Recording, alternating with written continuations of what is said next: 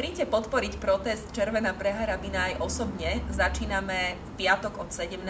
na Župnom námestí v Bratislave pred Ministerstvom spravodlivosti a budeme pokračovať v pondelok od 8. do 12. na tom istom mieste pred a počas voľby predsedu Najvyššieho súdu. Protest sme poňali ako občiansky happening, čiže budete môcť osobne ukázať červenú kartu ministrovi Harabinovi, prídu zahrať zaujímavé kapely, budete sa môcť odfotiť a vizuálne vyjadriť, ako by ste sa tvárili, keby ste počuli, že minister Harabin sa naozaj stal predsedom Najvyššieho súdu.